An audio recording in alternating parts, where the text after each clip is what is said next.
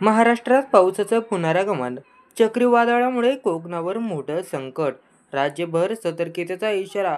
महाराष्ट्रात पुन्हा एकदा पावसाचं जोरदार पुनरागमन झालं. गेल्या काही दिवसांपासूनच राज्यातील हवामानात मोठे चढउतार दिसून येत आहेत. ऑक्टोबरच्या अखेरीस देखील पावसाचा जोर कायम असून अनेक जिल्ह्यांमध्ये मुसळधार पावसाची नोंद होत आहे. हवामान खात्याने दिलेल्या ताज्या अंदाजानुसार या पावसामागे एक मोठं कारण म्हणजे बंगालच्या उपसागरात तयार झालेले चक्रीवादळ.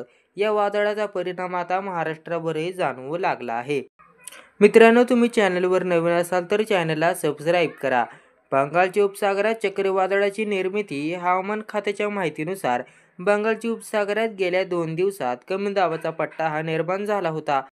चक्रीवादळाचा वेग आणि दिशामुळे पूर्व किनारपट्टीसह कोकण किनाऱ्यावरही त्याचा परिणाम होण्याची शक्यता वर्तवली जात आहे.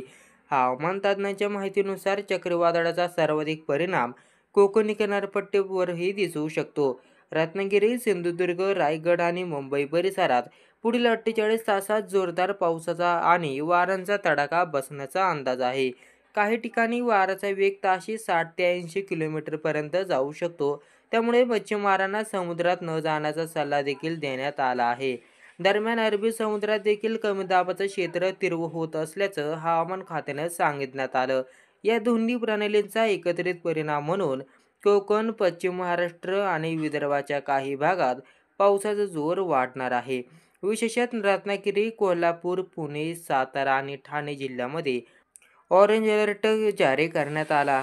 या अनियमित पावसाचा सर्वात मोठा फटका शेतकऱ्यांना बसत आहे. अनेक ठिकाणी सोयाबीन, भात, भाजीपाला आणि ऊस या पिकांचं नुकसान झालं आहे. काही शेतामध्ये पाणी साचल्याने पिकांची कापणी रखडली आहे. हवामानातील या अचानक बदलांमुळे शेतकऱ्यांमध्ये पुन्हा चिंतेचं वातावरण निर्माण झालं आहे. तसेच रत्नागिरी आणि सिंधुदुर्गच्या किनाऱ्यांवर सध्या जोरदार वारे आणि उंच लाटा दिसत आहे. मच्छीमारांनी नौका बंदरातच थांबवल्या असून कोस्टगार्ड आणि स्थानिक प्रशासनाकडून 24 तास सतर्कतेचा मोड ठेवण्यात आला आहे.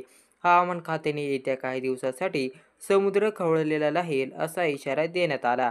हवामान खात्याच्या अंदाजानुसार पुढील 3 दिवस महाराष्ट्रात पावसाचा जोर कायम राहणार आहे.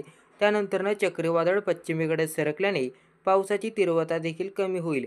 मात्र तापमानात मोठे चढउतार होण्याची शक्यता आहे. त्यामुळे नागरिकांनी आरोग्याची काळजी घेणं आवश्यक आहे. धन्यवाद.